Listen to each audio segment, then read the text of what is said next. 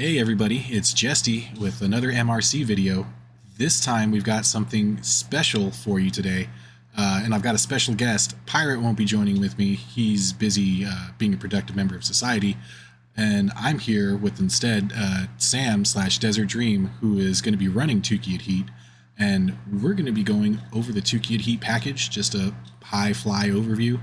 And we'll be going over some of the missions, and we'll also be teaching you how to save a game, just in case something interrupts you in the middle of a match and you want to get back to it and finish it later. So go ahead and introduce yourself, Sam, Desert Dream, and say hi to everybody. Hi, everybody. I'm Sam. You may remember me from such films as, hey, that's that weird guy who keeps sending greeting messages to me when I join the Discord. Sadly, I'm not as funny as Pirate, but hopefully I'll do my best.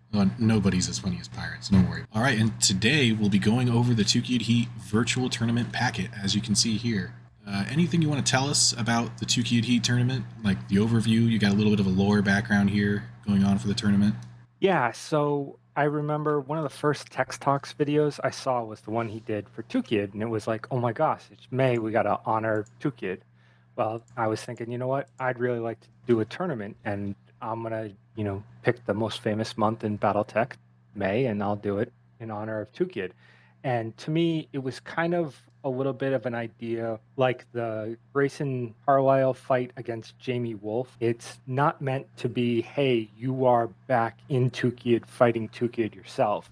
It's a time further into the future. We're probably sitting here in the Ill Clan days looking back on Tukkayid and, hey, we're going to refight this battle, but with different forces. So you can bring a clan that didn't show up, can bring an inner sphere force that didn't show up, can even bring precision ammo, which was not yet available at the time. The only restriction is you do have to use the master unit list for the clan invasion era. Good to know. So it'll be one match per week. You'll have the entire week to schedule that match with your opponent, whoever you get matched with for that week. And once you're done, you just submit it to you at the Override Engaged email, or is there another location? It says it right here, Override Engaged. Would that be sufficient? Yes, or they can send it to me over the Discord. Oh, that's even more convenient for most of us. All right, so here's how matchmaking will work. Monday, matches postings will go out. And like I just said, it's up to players to set up a time. So we're all adults here. We all know we have real life. Try and be as efficient or not necessarily as efficient, but try to be as accommodating as possible for your opponent. If your opponent doesn't show up, there's contingencies for that. So don't worry about it. If something happens, like your house catches on fire, it's not a big deal. This is a tournament for fun. There's no money on the line, only virtual internet points. So it's not a big deal, and we're all adults and pretty understanding here. And we'd like to keep the community that way. Anything you want to add regarding how matchmaking is going to be working there, Desert? No, you covered it. I mean, the biggest part that I really want to get across with this tournament is it's just meant to have fun, to have good feels, to roll dice. And so for whatever way that you can be the most accommodating for the person you're playing, please try your best to. Will there be round one grudge matches? No, we will not be doing any round one grudge matches, but should anybody slip a 20 through the MRC Discord in the DMs, they may get to pick who they fight, but I'm not going less than $20. You heard it here first, folks. $20 will let you fight who you want, or maybe 40 to counter. You got to do the Trace Buster offer there. Exactly. All right, let's get into Megamech itself, which will be how the tournament's going to be played. We are all using 48.0 because that is the current stable version. If another stable version comes out between now and then, I'm sure we'll all jump ship to 50.0 if that is the case. Yep. We have a couple of extra servers. I've recently acquired one, as well as yourself, right, Sam, Desert? Correct, and the Mech Bay podcast themselves were kind enough to let us borrow theirs. You see that right down on the 4th, so that we can have as many as 4 matches all going on at the same time. Yeah, so hopefully, I know last time during March Mechness, there was some not really scheduling issues, but there was kind of a queue to get into some of the servers, or a lot of people had to use some public servers. But with these 2 extra servers, it should lessen the amount of wait time or having to use a public server on the Megamech Discord, which is a big help.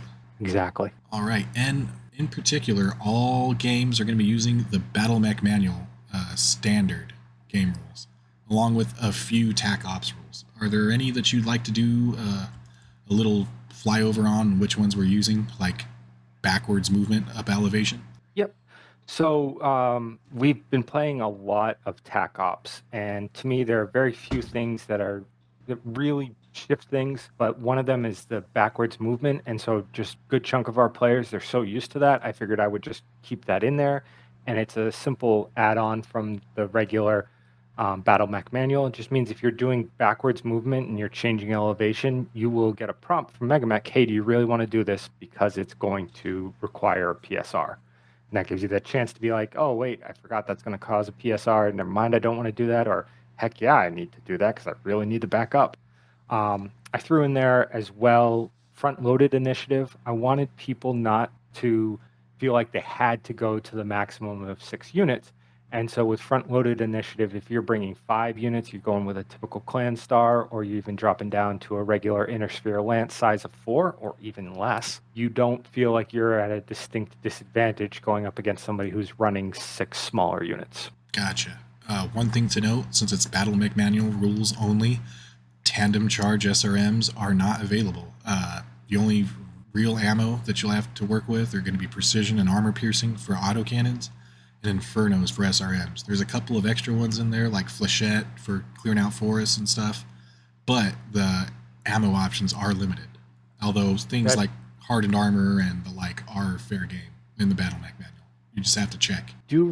Believe that there is no clan invasion error mech that has hardened armor. I don't quote me on that. The one thing I do want to note is that the semi-guided LRMs, which are in the Battle Mech Manual, unfortunately don't properly price out BB wise in Megamech, and so that is the one piece of Battle Mech Manual ammunition that you cannot bring. So tag semi-guided is off the table only because there's a calculation error in Megamech. So we apologize for that, and it's nothing that we can really do to fix it.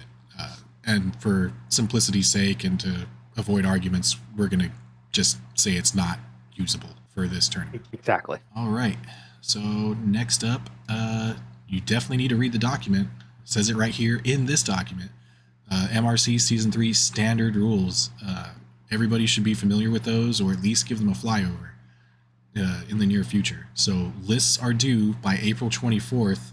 This video will probably be going out April 14th. So you'll have T-minus 10 days, depending on when you listen to this, left in order to make your list and submit it for the tournament that starts on May 1st. And Jesty, if I may, I just noticed the first error, not the first error, but the first error that I've caught during this video. So the email list is the correct email address. If you scroll back above, I have the regular override engaged, and you may even be able to see me live edit this. But when I said submit the scores to the email address, I had the wrong email address in there. So I'm going to correct that right now.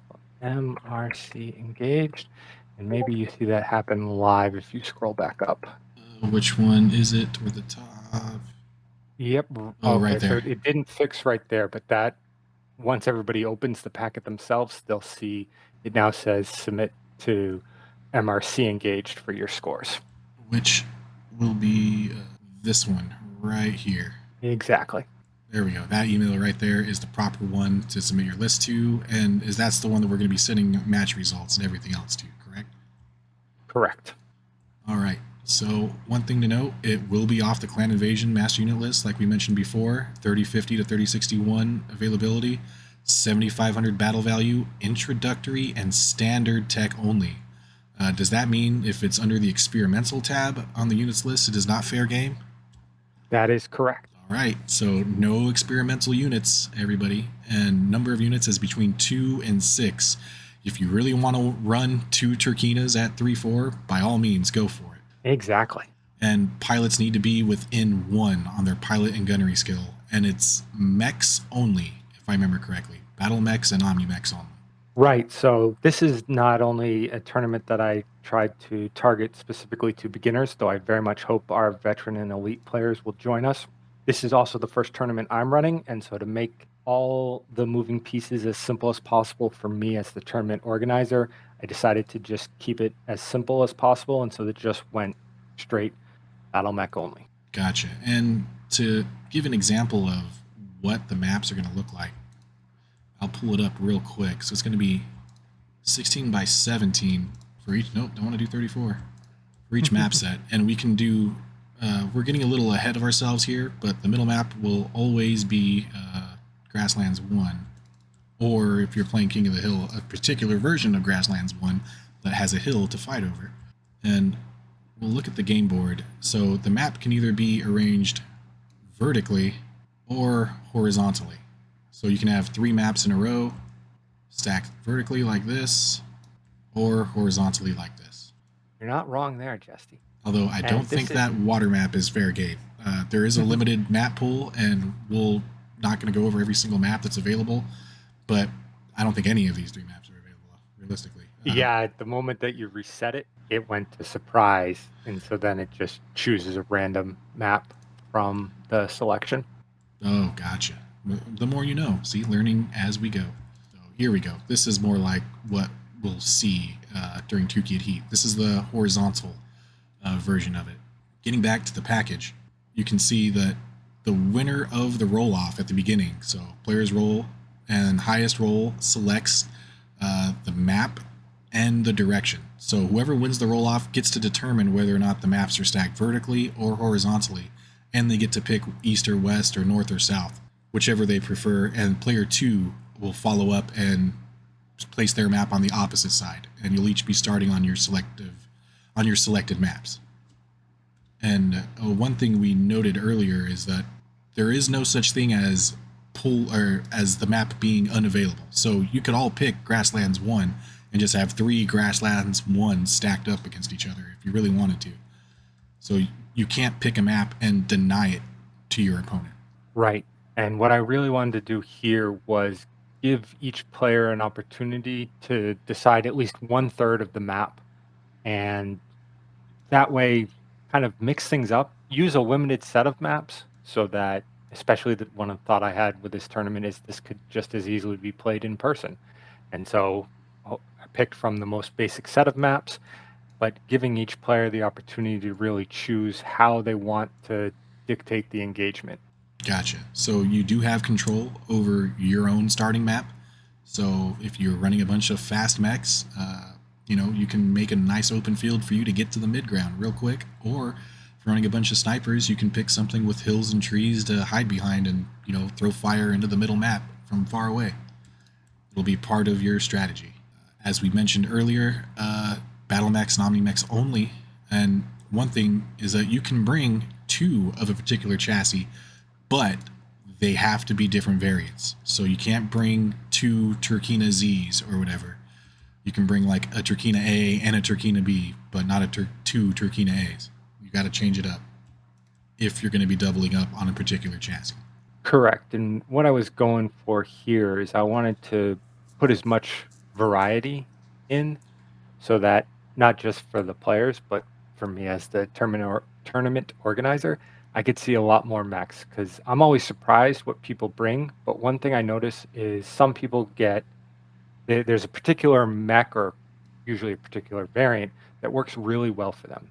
The Dasher H, for example, or the Thug 10E. And so then the player will double up with those 2 Thugs, 2 Dashers. This, I wanted you to be able to bring 2 Dashers if you want, but you got to at least have one of them not be the Dasher H. Which is fair. That way you'll see more variety of mechs. That way we don't get 6 mechs in a list, but only 3 different chassis and variants. One thing that we kind of skipped over is that the map selection is going to be within the beginner's box, a Game of Armored Combat box, or Clan Invasion map set. So those are the only maps that are available for your selections when it comes to picking your map side. Correct. And as always, when you're building your list, no unique, no Solaris, and no extinct mechs. They've got to be valid for your faction for master unit list. And it can be any faction. Go ahead, Desert. Sorry about that. I want to drive in on one thing. No unique means that if you pull up the unit in the master unit list and it's, say, the Mad Cat Bounty Hunter variant, which says, hey, I'm available for the mercenary unit list, but you also look right below the mercenary unit list, and there is the unique tab. That's going to be counted as a unique mech and therefore not allowed. And let me pull up an example of this, if I can find it. It's actually There the we go. Mad Cat that I was thinking of, Oh, well, not the Marauder. I'm sorry. I just know that the bounty hunter marauders tend to be unique as a indicator. And where would that show up as unique? So if you now have to select the faction availability for the era. Oh, there it is. It's extinct. So that's not a good one. Whoops. But there's an example of an extinct mech, which means it's not fair game. Oh, there it is, unique. There's the indicator that means that mech is not fair game for this tournament. Correct. And I do want to take just one moment. There are so many multiple opportunities to play within the MRC that just because you're doing this tournament and I'm limiting you to this one specific box doesn't mean you can't play just a regular ranked game and run Eel Clan with vehicles and VTOLs and battle armor and whatever else that you want. It's just for this one specific tournament, these 4 matches that you'll play over this 1 month, that I'm going to ask you to put your list into this one narrow box. Oh, yeah. Normally we have, as you saw in our last episode, we had proto-mechs and vehicles and all kinds of other stuff. So usually units run the gamut. This is going to be a rather limited scope tournament, but it's also going to test your building skills. So we'll get into the missions in a little bit here. But one thing to note is while you're building your list, you do need to have a commander selected for your list. It is not going to matter for most of the missions, but for one of the 4 missions, it's going to matter very, very much so. It cannot be the lowest base battle value unit in your roster. So if that Dasher H is on your list and that's your cheapest unit, it can't be your commander. Next up is it has to be, lowest or tied for lowest of combination of pilot skills, which means if you have a mech in there that's 3-4 and it's not your cheapest, well, even if it is your cheapest, I don't think it matters. Is that correct, Sam? Correct. Yeah, so if you have a mech that's 3-4, that means your commander mech has to be at least 3-4 or better in order to make it your commander. It can also be 4-3. Yeah, or 4-3. Oh, okay. As long as the skills total adds up to the same, I guess you're fair game right there. Correct. So yeah, right there. Actually, it says it right there. If I could only read, which everybody knows we don't do that in the MRC, I would have known that ahead of time. But yeah, your commander has to be one of your lowest skilled pilots on your list. And it's going to matter for Crush the Head, which we'll get into later. We'll go into scoring a little bit later. The details are not really important right now, but it is going to be based on objective score. And I highly suggest that you play the objective and forego kills, because winning the objective will more than likely win you the match, from what I've seen. Correct. Right, here's roster creation. Here's an example of it. And here's an example of a unit in Megamech. It's all set up and ready to go. I want every player to include a screenshot of Megamech, mainly because I want you to put your list into Megamech, and hopefully you'll save it as well. So that way we can just double check that even though the unit is on the master unit list, it is also in Megamech 48.0, and so we don't have to worry about we suddenly get to the day of the tournament and your Turkina X is not actually in Megamech 48.0, and then we have to scramble to see how we solve that problem. Yeah, so try and get your lists in and approved as soon as possible. That way you don't run into any issues last minute and end up having to take something you weren't planning on taking, doing last minute changes to your list. All right, so now that we've got the main package out of the way, or for the most part, unless there's anything else you want to add or be specific, or any notes to give other players? Not at this time, but 5 minutes after we stop recording, I'll remember exactly what I wanted to say right at this point. Oh, good. In that case, you can go ahead and throw it in the comments. That way everybody can see it later. That works. All right, so now that we're done with the main package, we'll go ahead and get into the mission list. So we're doing 4 missions this time around. The first one, and if I'm not mistaken, they're going to be in this order, correct? Exactly. Week 1 will be stand up. Week 2 will be crush the head. Week 3 will be probe, and week 4 will be king of the hill. Perfect. All right, so you know what mission you're playing each week. The only thing you don't know yet is which player. Stand-up fight is pretty straightforward. You're going to be fighting an opponent, and whoever wins, wins. Straight up, battle value on battle value, correct? Exactly. So this is kind of the when you were talking play the objective, this is the one mission where the objective is to kill. One thing to note, forced withdrawal is in effect for this tournament. So if your mech becomes crippled, and there's a way in the options to make it really obvious when your mech becomes crippled, you're going to have to start moving toward your home edge, even if it's only 1 hex closer. Also, if you are prone, you're forced to attempt to stand if you're in forced withdrawal. Is that correct? That is correct. The only time that you are not forced to stand is if the TN is above a 12. If it is an automatic failure, then you are allowed to remain prone while crippled. But as long as you have that chance, even if it's just a 12, the expectation is that you attempt to stand. One thing to note that I don't think we mentioned earlier is that all matches will be ending after turn 15, regardless of whether or not all objectives have been complete, or once all enemy units have been destroyed. The match will end immediately on that turn. Correct, and that's a specific setting that will be preloaded in MegaMech, so you won't have to worry about that. There'll be no way to get to turn 16. There'll be no way for the game to keep going after all units are destroyed. Hopefully, as long as nobody messes with the servers in between, which has not been unheard of. Good point. That is now bound to happen at least once. But at least you'll know that you can always slash victory and slash defeat when that happens. Next up, for round 2, we have Crush the Head. This is the one where your commander really matters. And we already went through the build restrictions.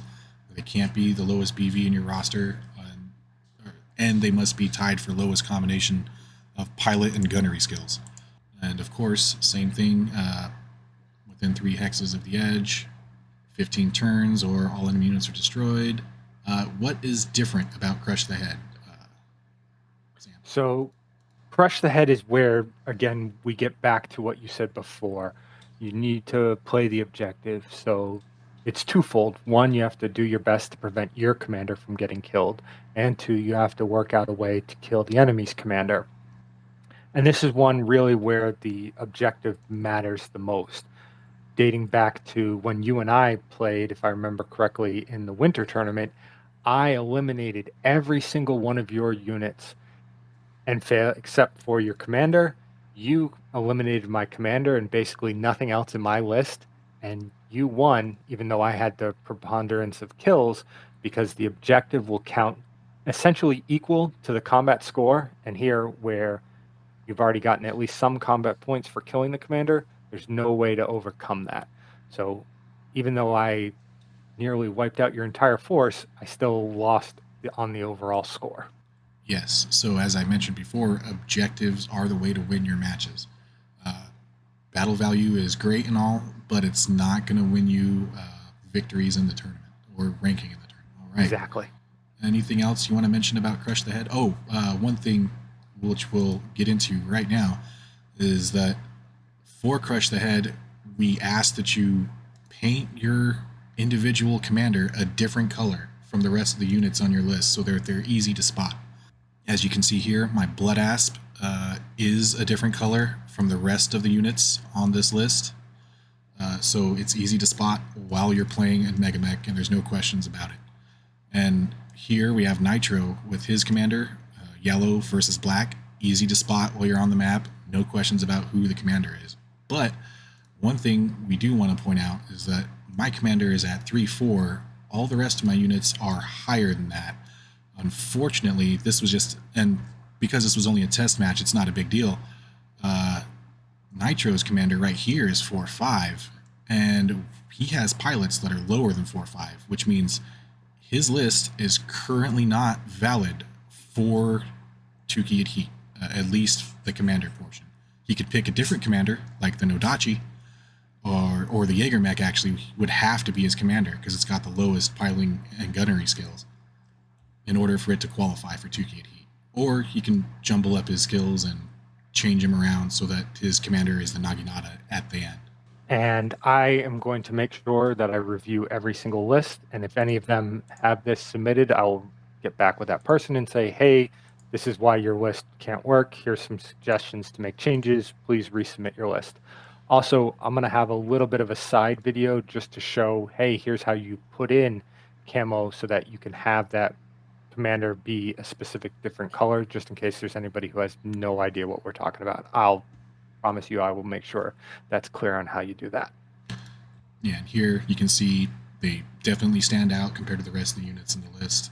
It's obvious and easy to spot. And moving forward, we'll get into some specifics.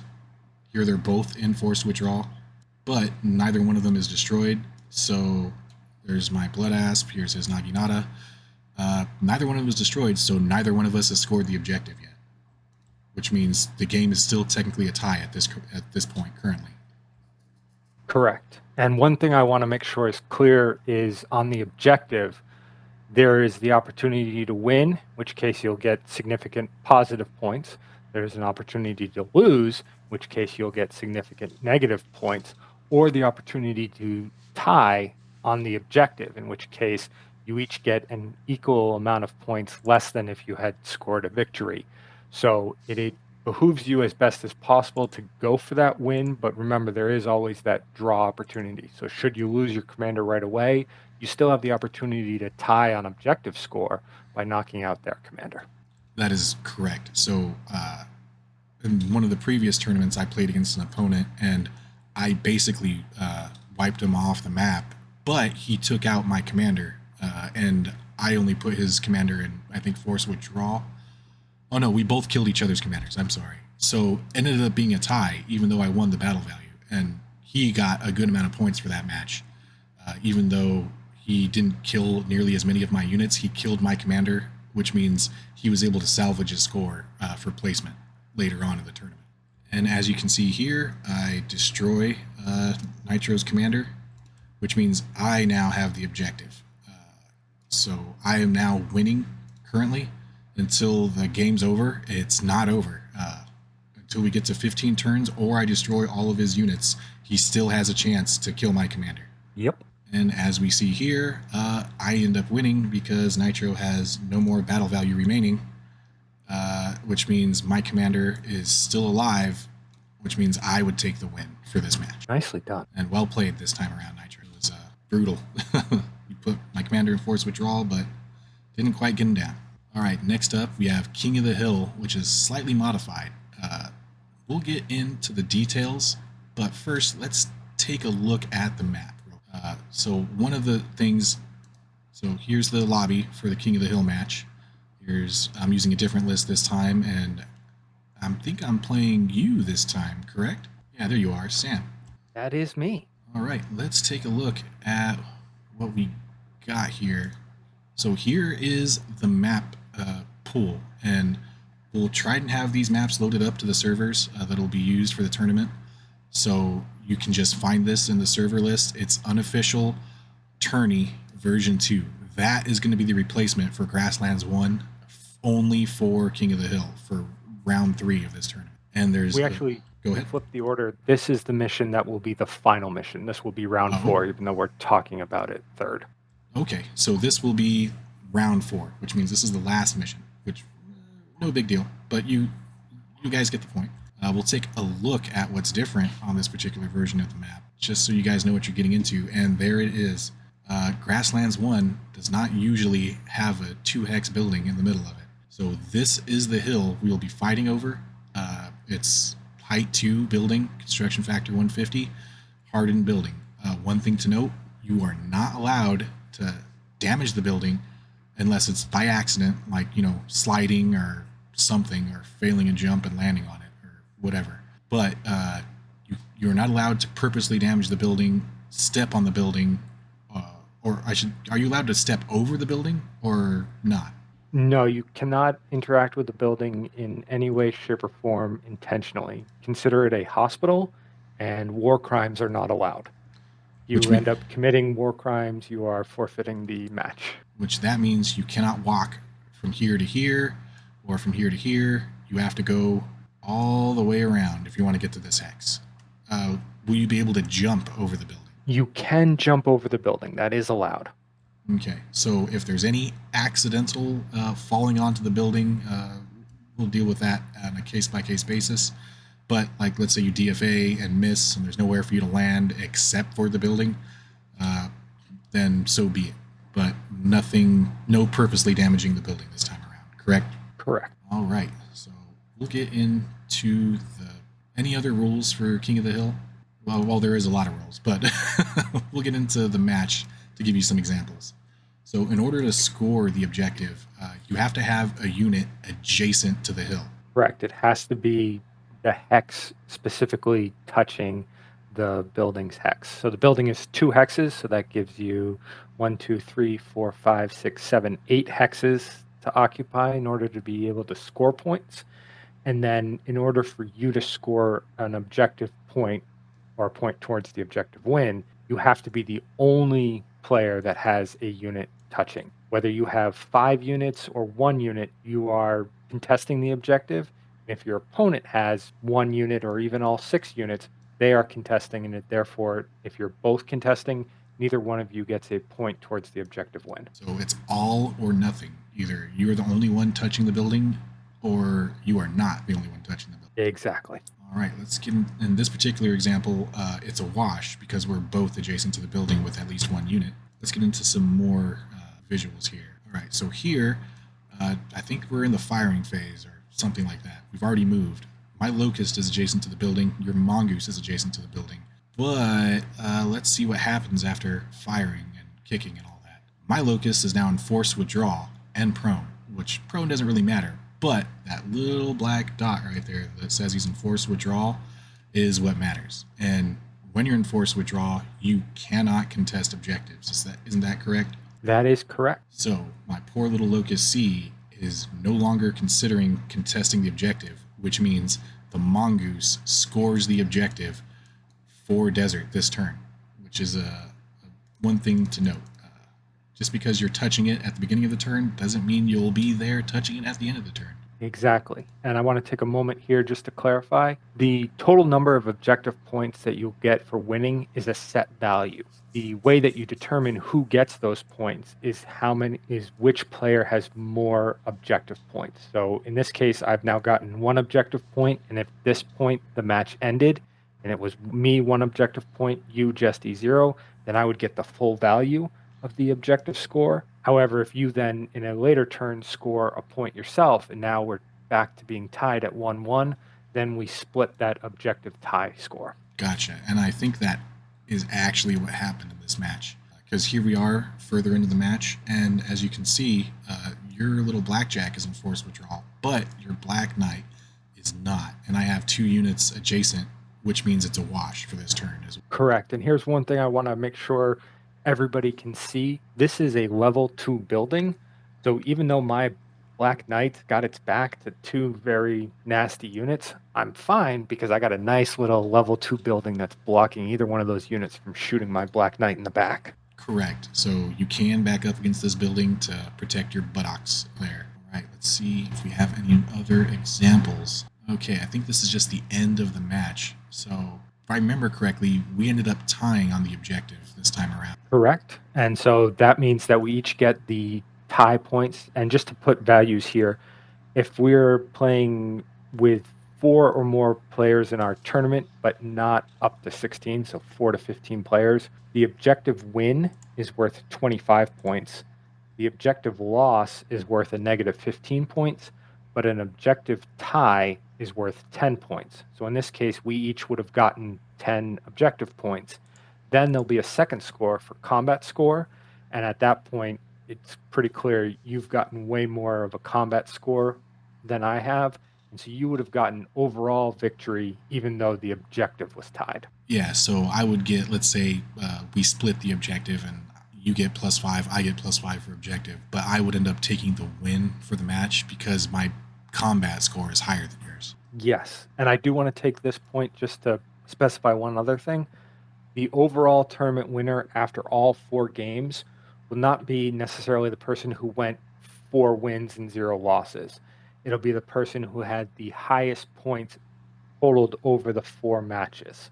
So it is possible to go 3-1, but get very high combat scores and just, or even 3 wins and 1 draw, and beat out somebody who went 4-0 but had very low combat scores through the 4 victories. So make sure that in each match you're trying the highest to maximize the number of points you have and not worrying as much of who's the winner or loser of the match. Correct. In this particular case, even though I won, this could be a detriment to me in the long run because we tied on the objective and we only had one score for each objective. Correct. You know, someone who wins all 4 of their matches and wins the objective all 4 times is going to be looking really good, even if their combat scores are pretty low. Exactly. All right. Now, let's see what else we have for you.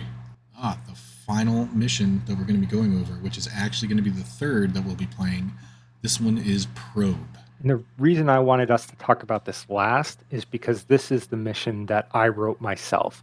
So chances are nobody's ever seen this before unless you've been already playtesting my tournament.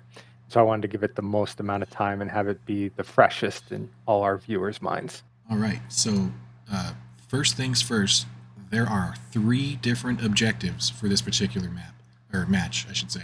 The first 2 objectives are independent of each other, and you have to do both of them before you can do the third objective, correct?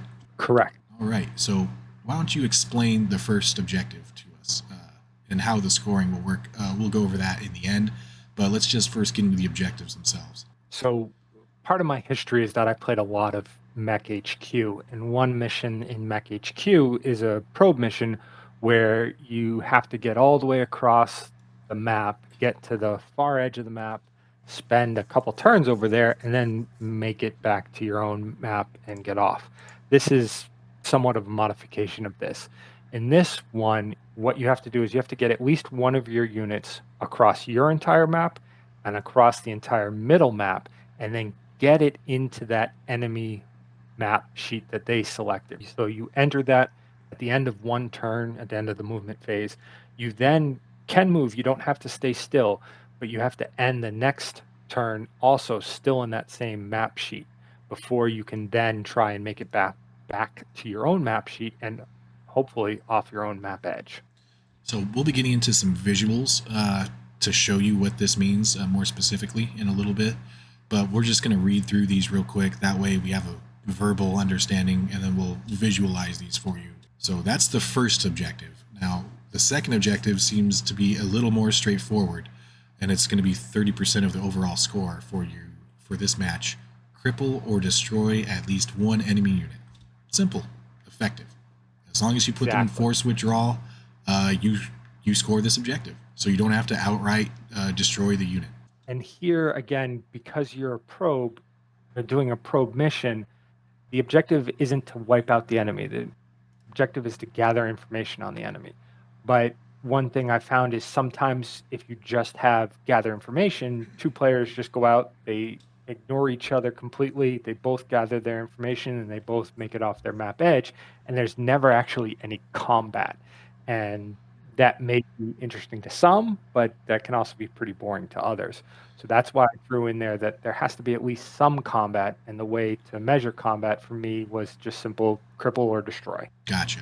And I like that. At least this way you don't see somebody with 2 dashers scoring the objective real quick and then, finishing the match before you even have a chance. Exactly. All right. In Objective 3, this is a little more complicated. So as we mentioned before, you have to do Objective 1 and Objective 2 before you can even attempt to do Objective 3.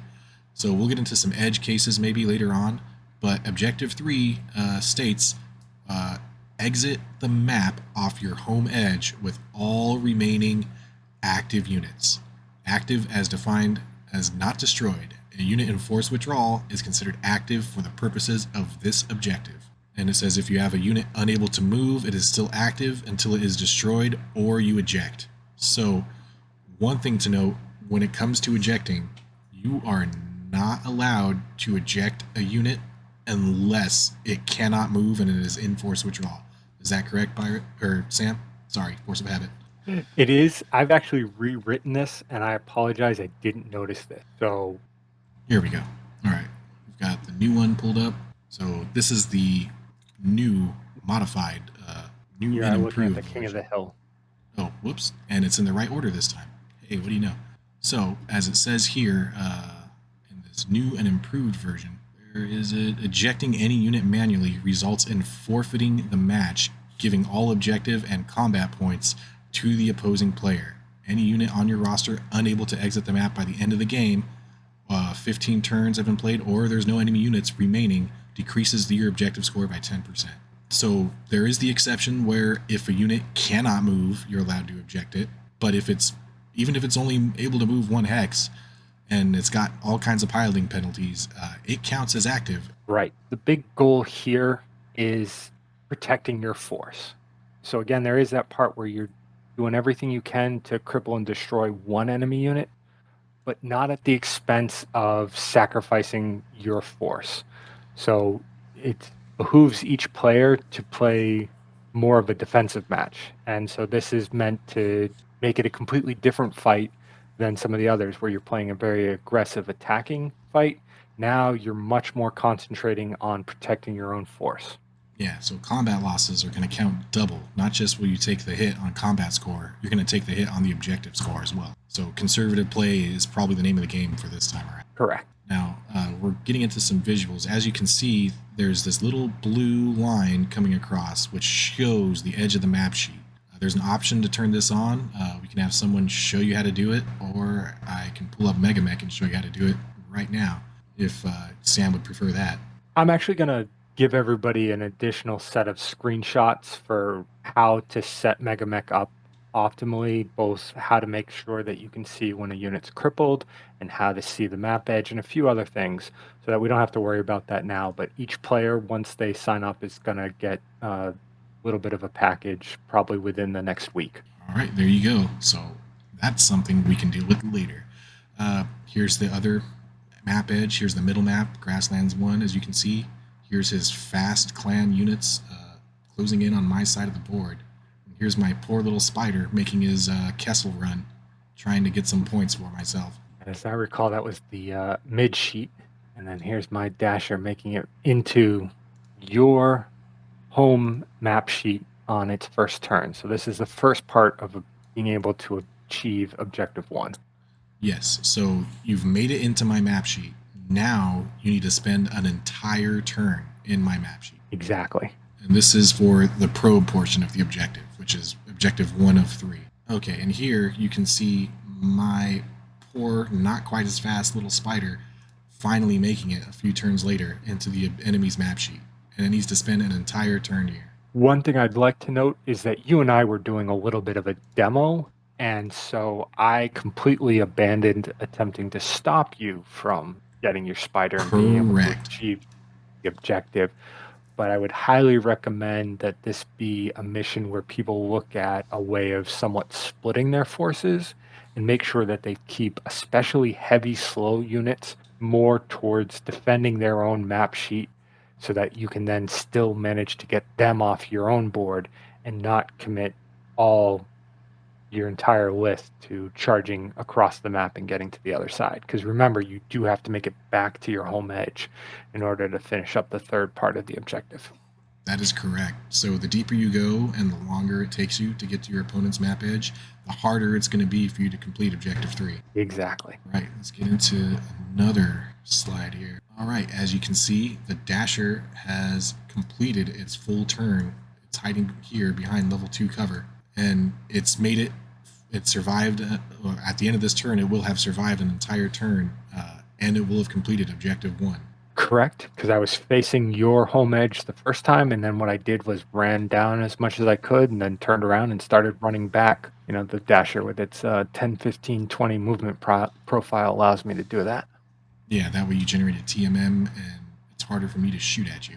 Well, if I even had a line of sight, which I don't think I did do that level 2, which is a nice defensive play for that dasher. Yep. All right, let's get into the next one. Here, you can see my spider jumped from here to here, I do believe. So it's now spent, or will have spent, an entire turn on your side.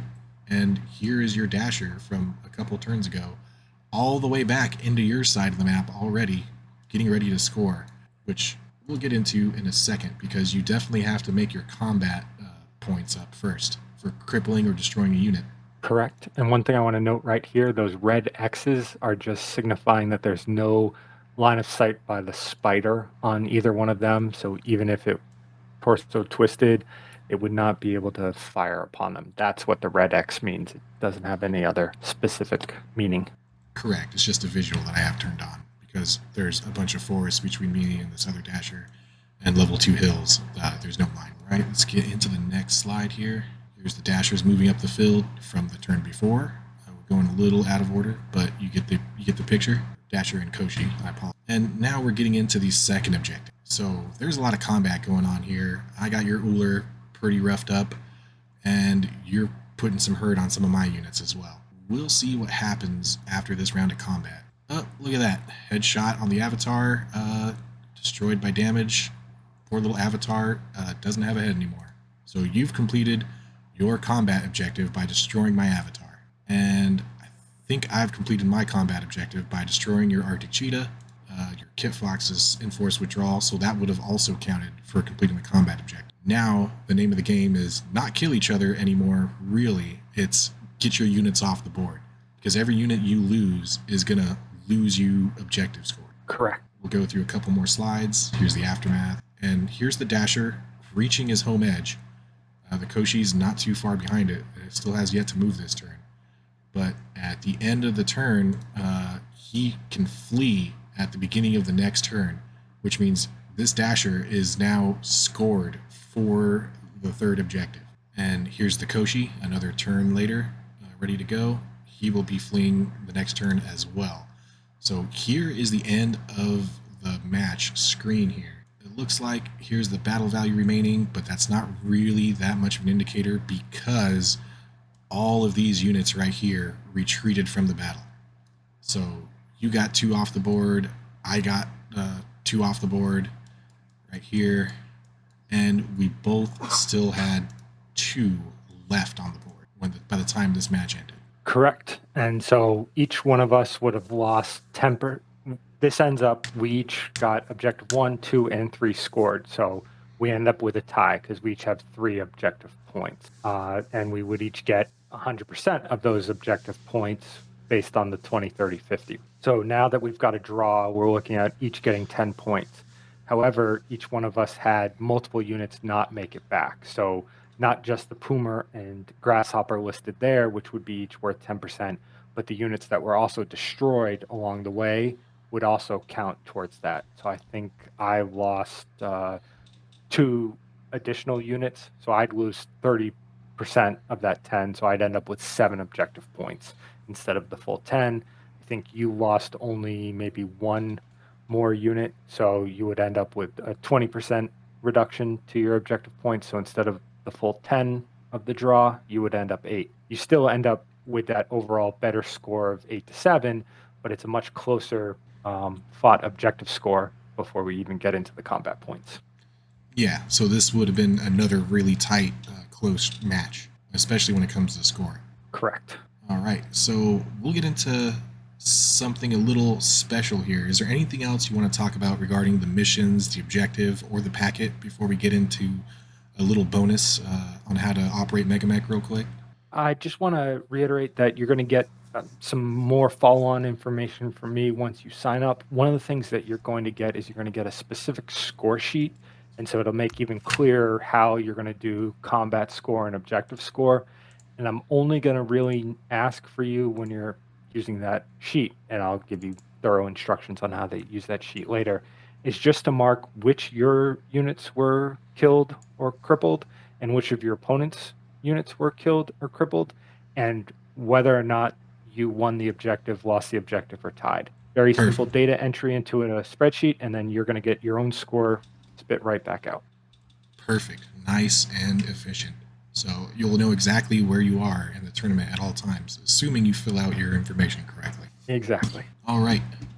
Next up, we'll be getting into something you just showed me how to do, and that's how to save the game, just in case something comes up and you need to stop in the middle of it and hopefully you and your opponent can reschedule for later and pick up where you left off. This is specifically saving the game to the server that you're using. Yep. So because we're using a server for all these matches, we need to make sure that the game is saved on the server so that way it can be reloaded at a later time. Because life happens. For whatever reason, there may be something that just happens that you didn't realize. You thought you had a 3-hour block of time and suddenly the phone rings and you got to stop after 1 hour. Well, we can save the match at that point and hopefully you and your opponent can find another time to get back together, and then you can just resume from exactly that point in the match. All right, so firstly, you need to go to File up here in the top left. Next up, you go down to Game, and then you select Save on Server. Pretty straightforward so far. Nothing spectacular here. But there is some very specific typing that you have to do in order, well, not specific yet, but so next up, you name whatever you want to save it. This was a match between Nitro and myself as a stand-up fight. So I named it as such, Jesty versus Nitro, SUF for stand-up fight. That way I could find it easy when it came time to load up the match later. And this is the key because you're going to need to load that exact wording, including what's capitalized and what's not. We'll show you a way to pull that up in case you save on a Friday night and come Saturday morning, can't remember what you saved it as. One thing I would like to note, Jesty has used .save. My recollection is that you don't actually have to put the .save in, but it's certainly good practice to include the .save, .sav at the end. That way we know what that file type is later on, and we don't think it's some sort of game file. Correct. Right. Moving on. Once it's saved, it'll tell you right here, MegaMech game saved, and then you can look it up later by doing /list saves, and that S has to be capitalized, or it will not work. We found that out earlier. Yep. The nice thing is it's just going to tell you, hey, that didn't work, and you can be like, why? I spelled it exactly right, and then hopefully somebody will remember, oh, wait, I didn't capitalize the S in saves. Gotcha. So do we have to exit the server once that's all done? So the thing that I would request of you is that if somebody is planning to play a game right after you, good practice is to do the /reset so that the full server resets and the game's not there, and then you exit. If you're playing a game and you're ending it at a very late period of the day and you don't think anybody else is going to play and you know that you're going to pick this game right back up first thing in the morning, then you don't have to do the reset. But if there's any chance that somebody else is going to try and play another match on the server, please do reset before you exit out. You can, of course, keep MegaMech running, but it's good practice once you ended the game, saved the game, to then exit as well. Yeah, just be courteous to the other players out there. There's limited servers available, so make sure that they're available for as many people as possible at any given point in time. All right, next up, so now to load it and to pick up where you left off, you type /load and you have to type out the save exactly as you did, like we mentioned previously. Everything that's capitalized needs to be capitalized again. And two things to note here. You note a space between load and Jesty, and that is, again, just a space. You don't have to use that under key. Just hit space on the space bar. And then you don't have to include the .sav.gz. You just need the name of the file. So you see in the top section, it says, Jesty's done list save. So it says listing all save games, and then it lists out the full name, including the .sav.gz. But then when he's typing it in, he's only typing Jesty vs Nitro SUF. Correct. All right. And next one, I think we load back into the game. There we are. Yep. And one thing to note, if you've gotten to a point when you save it where neither player has hit done, so for instance, you're in the heat phase, and you're like, okay, we're going to stop and save here at the heat phase and exit out of the game. And then once you load it, because there was nothing else to do, MegaMech will automatically advance you from any of the round reports into the next actual phase. So when Jesty and Nitro did this, they saved as they were looking at the heat phase, and it opened them right up into the movement phase.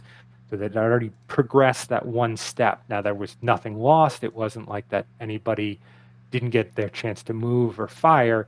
It's just that Megamech is like, okay, you guys don't need to go back and look at the heat settings. We're going to jump you right into the movement. So just want to give people a heads up that that's not something wrong happened when you did that. That is what Megamech is built to do. Yeah, so here you can see we're in movement right there. And just another little tip here, you can type /help into the chat box down here in Megamech, and it'll give you a list of all the commands within Megamech that are down here. And see, all these commands, they don't include the actual slash. So never forget that you have to do the slash. So like we talk about how we use /roll, or we talked already about /list saves. You can see all of those are spelled out right there, but you notice they don't have the slash. So don't forget to make sure that you use slash before typing out. Yeah, not sure what /nuke does, but we'll have to do some science for that later. All right, but that about sums up everything we wanted to talk about this particular video. Anything else you wanted to add here, Sam? Well, I do want to take a moment to thank you, Jesty. I really appreciate you doing all of these videos, especially this for my tournament, because like we said, nobody in the MRC reads, not you, not me, not Carbon, nobody. And so this is an opportunity for people to have it spoken directly to them, be able to visualize it. So I really hope that this demystifies any part of my packet and makes it even that much easier. So I really appreciate you doing this. I do want to say, if there's anything that we did not cover, feel free to post questions in the comment board on YouTube, or better yet, join us on the Discord. And if you hop right into the Tukkayid Heat channel, you can post your question right there, or you can even open up the thread that I've already started in there where I have frequently asked questions, and you can post your question right there, and I promise you I will do my best to answer it as best I can. Well, thank you for coming on, Sam. I appreciate it, and I thank you for running the tournament. And I know it's a lot of work, and you do a lot of other work in the background, doing rank scores and stuff for the MRC, and we all appreciate it. Now, everybody who says we don't read here has no excuse, because you didn't have to read a darn thing. Everybody should know what's going on for Tukkayid Heat, and I hope to see you all in this tournament coming up in May. Thank you all for coming. Thank you, Sam. Go ahead and say bye to everybody. Thank you again, Jesty, and thank you, everybody. I hope to see you all in my tournament, and I hope everybody has a great time. Have a good day.